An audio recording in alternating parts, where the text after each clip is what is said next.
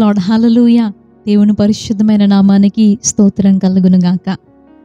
ఈ మంచి ఉదయకాల సమయంలో ఉదయకాల మన్నా ద్వారా నా మాటలు వింటున్న మీ అందరికీ ప్రభు పేరిట ప్రత్యేక వందనాలు తెలియజేస్తూ ఉన్నాను. బాగున్నారా అండి? ప్రభు కృపను బట్టి మనందరం కూడా క్షేమంగా ఉన్నాం. పరిశుద్ధ గ్రంథంలో నుండి ఒక వాక్యాన్ని మనం ఇలా చదువుకుందాం రండి. మొదటి సమూయేలు గ్రంథము 2వ అధ్యాయము 3వ వచనాన్ని మనం చదువుకుందాం. యెహోవా అనంత జ్ఞానియగు దేవుడు, ఆయనే క్రియలను పరీక్షించువాడు. ఇకను అంత గర్వముగా మాటలాడుకుడి, గర్వపు మాటలు మీ నోట రానియకుడి. దేవునికి స్తోత్రం. హల్లెలూయా. ఉదయకాలమే ఏంటా గర్వంగా మాట్లాడకండి, ఇక మాట్లాడకండి అని చెప్తుంది అని అనుకోకండి. ఈ మాటలు ఎవరు చెబుతున్నారు అనంటే హన్నా అనే స్త్రీ గురించి తెలియని క్రైస్తవుడు విశ్వాసి ఉండరేమో కదా. పరిశుద్ధ గ్రంథంలో దేవుని సన్నిధిలో ప్రార్థన చేసి ఒక బిడ్డను పొంది దేవునికి తన బిడ్డను సమర్పించిన స్త్రీ హన్నా. కన్నీటి ప్రార్థన అనే అంశం బోధించిన ప్రతిసారి కూడా సాధారణంగా ఎక్కువ మంది దైవజనులు హన్నాను జ్ఞాపకం చేస్తూ ఉంటారు. మనందరికీ కూడా ఆమె జీవిత సాక్ష్యం అనేది బాగా తెలుసు. ఆమె పలుకుతున్న మాట ఏంటి అంటే, యెహోవా అనంత జ్ఞానియగు దేవుడు, ఆయనే క్రియలను పరీక్షించువాడు. ఈ ఉదయకాల సమయంలో మనం ఆలోచించాల్సిన విషయం ఏంటి అంటే, సాధారణంగా చాలాసార్లు మనం దేవుణ్ణి చాలా సింపుల్గా తీసుకుంటాం.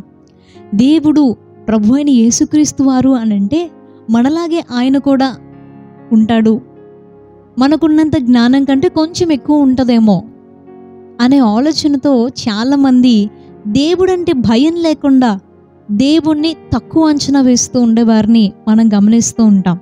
కానీ మనం ఎప్పుడూ మనసులో జ్ఞాపకంగా ఉంచుకోవాల్సిన విషయం ఏంటంటే, మనం ఆరాధించే దేవుడు అనంత జ్ఞాని అయిన వాడు.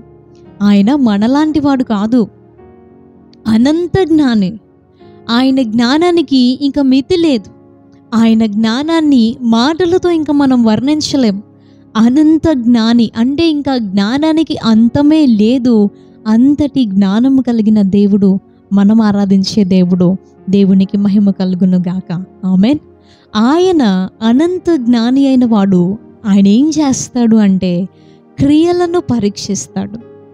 మనం ఉదయం లేచిన దగ్గర నుండి మరలా రాత్రి నిద్రకి ఉపక్రమించేంత వరకు మనం ఏం పనులు చేస్తున్నాం, ఎక్కడికి వెళ్తున్నాం, ఎవరితో మాట్లాడుతున్నాం, ఎలా మాట్లాడుతున్నాం, ఎలా బిహేవ్ చేస్తున్నాం. కొన్ని మాటలు మనం పైకి మాట్లాడకుండా మనసులో మాట్లాడుకుంటూ ఉంటాం. కొన్ని సందర్భాలు, కొన్ని పరిస్థితులు, కొంతమంది మనుషుల్ని చూసినప్పుడు మన హృదయంలో మనం చాలా మాటలు మాట్లాడుకుంటాం. బయటికి వినపడకపోవచ్చు కానీ ఆయన వింటాడు.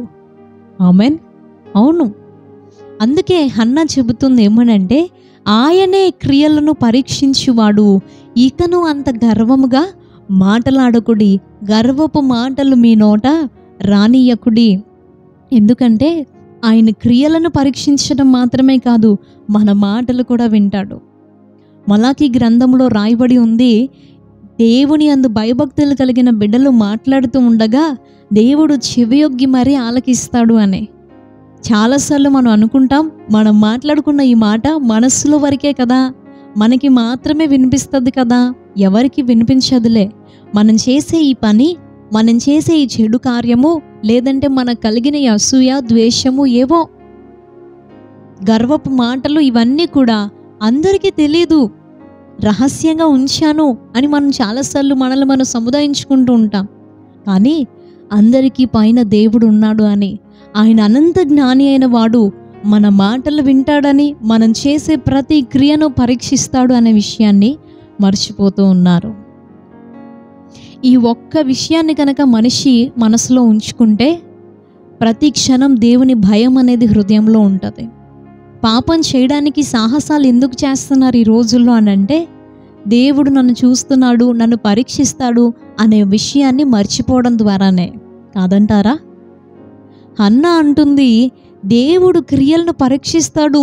ఆయన అనంత జ్ఞాని అయిన వాడు కాబట్టి మన మాటలు, క్రియలు, చూపులు సమస్తము కూడా జాగ్రత్తగా చూసుకోవాలి అని ఇండైరెక్ట్గా ఒక సందేశాన్ని ఆమె ఇస్తుంది. అలాంటి అనుభవాలు తన జీవితంలో ఎదుర్కొంది. మనందరికీ తెలిసిన విషయమే, హన్నా భర్త అయిన ఎల్కానా 2 స్త్రీలని వివాహం చేసుకున్నాడు, హన్నా అలాగే పెనిన్నా. హన్నాకు బిడ్డలు లేరు అనే కారణాన్ని బట్టి పెనిన్నా తనకున్న బిడ్డల్ని చూసుకొని, దేవుడు తనని దీవించి తనకిచ్చిన గర్భఫలాన్ని చూసుకొని గర్వంగా మాట్లాడింది. ఎంతో హన్నా బాధపడేలాగా ప్రవర్తించింది, హన్నాని ఎంతో గాయపరిచింది. ఆ బాధను తట్టుకోలేకే కదా దేవుని మందిరంలోకి వెళ్ళి తన హృదయంలో ఉన్న బాధ అంతటిని నీళ్ళలాగా కుమ్మరించేసింది. దేవునికి స్తోత్రం. అంటే ఈ ప్రజలు గర్వంగా మాట్లాడడానికి కారణం ఏమవుతుంది అని అంటే తమకున్న దాన్ని చూసుకొని. ఈ రోజుల్లో కూడా సమాజంలో ఎవరైనా ఒక వ్యక్తి ఏదైనా ఒక విషయంలో కొంచెం ముందుకి వెళ్ళగలిగిన జ్ఞానం ఉంటే, ఒక పని చేసే విషయంలో ఒకరికి గనక ఏదైనా కొంచెం టాలెంట్ ఉంటే, ఆ పని సరిగా చేయలేని వారిని చూసి తృణీకరించేవారు, తక్కువగా మాట్లాడేవారు లేరంటారా? వారికున్న స్థితిని చూసుకొని, వారికున్న ఆశీర్వాదాలను చూసుకొని లేని వారిని తక్కువ చేసి మాట్లాడేవారు, గర్వంగా వారి ఎదుట ప్రవర్తించేవారు లేరంటారా? చాలామంది ఉన్నారు.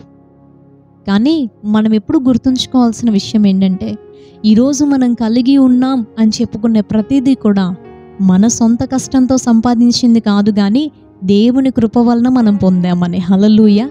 దేవుని దయ, దేవుడిచ్చిన ఆశీర్వాదాలను చూసుకొని మనం గర్వంగా ప్రవర్తిస్తే దీన మనసులోనికి ఎలా తీసుకొని రావాలో ఆయనకి బాగా తెలుసు అనే విషయాన్ని మర్చిపోకూడదు.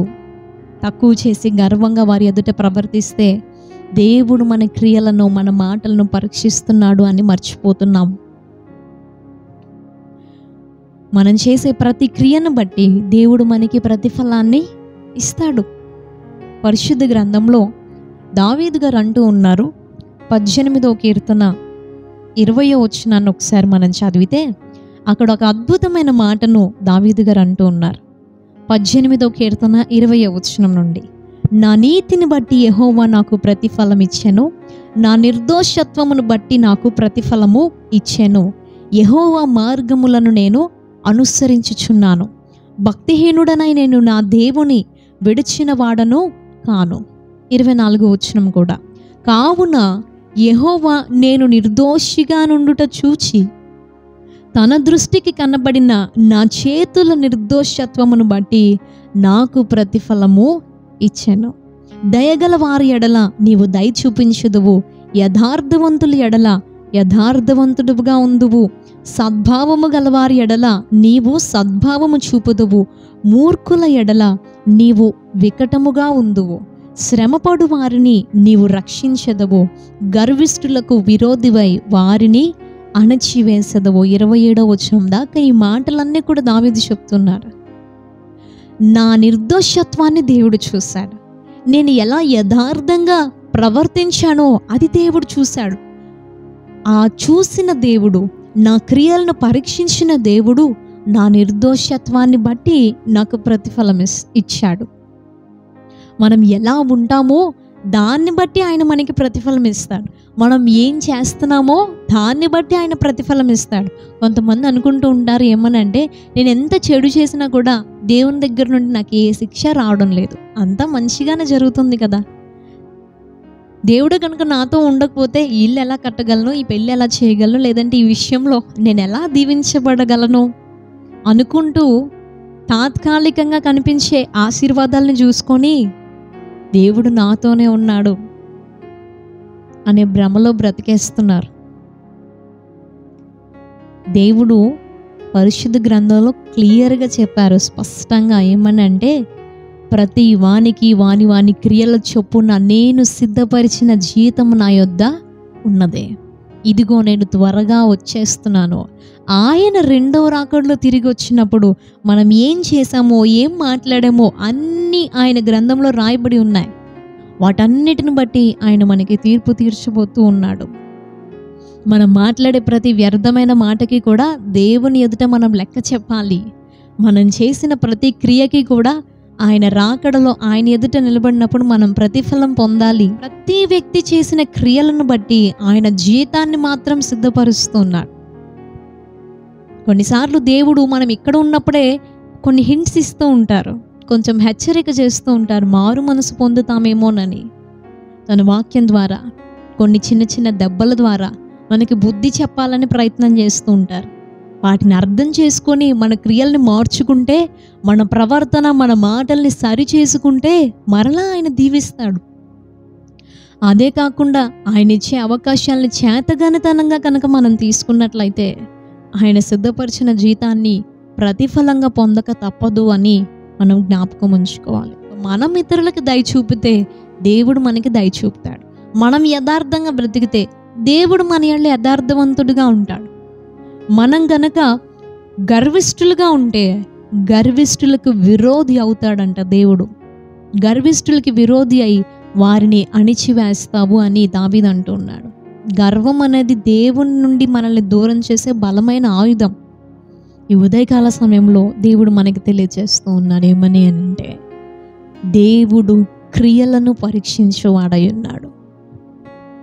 ఆయన సత్క్రియ చేస్తే, దేవుని వాక్యానుసారంగా మన క్రియలు ఉంటే, దేవుని యందు మనం ఉంచిన విశ్వాసానికి తగిన క్రియలు మనకుంటే, మన జీవితంలో ఇంకా దేనికి కూడా కొరత ఉండదు.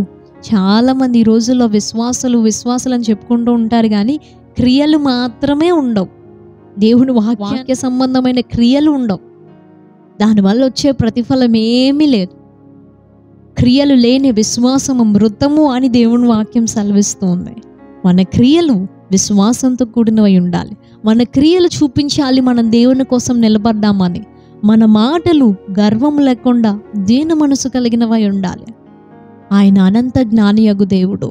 నిత్యము ఆయన యందు భయము కలిగి మన మాటలు క్రియలు ఆయన వాక్యానుసారంగా మలుచుకునే ఎడల ఆయన ఎదుట తల ఎత్తుకునే వారిగా మనం ఉంటాం. మనందరం కూడా హన్నా చెప్పిన రీతిలో ఆయన క్రియలను పరీక్షించువాడన్న విషయాన్ని జ్ఞాపకంలో పెట్టుకొని మన క్రియలు, మాటలు, ప్రవర్తన అన్నీ దేవుని వాక్యానుసారంగా మలుచుకుందము గాక.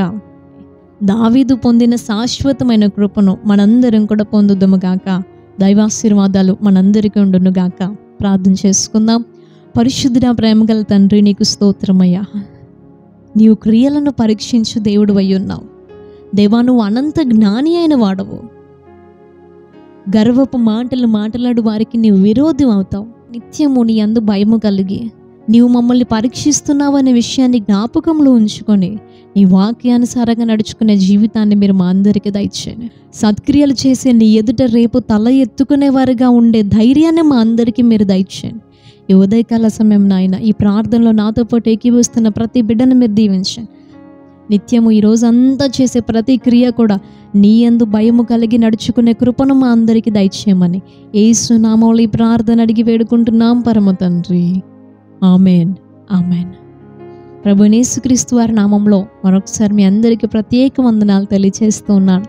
మళ్ళీ రేపు ఉదయకాల సమయం ఇదే సమయానికి ఉదయకాల మన్నాలో మనం కలుసుకుందాం. అంతవరకు దేవుని యొక్క మహాకృప మనందరికీ తోడై ఉండును గాక. May God bless you. Thank you so much. Praise the lord.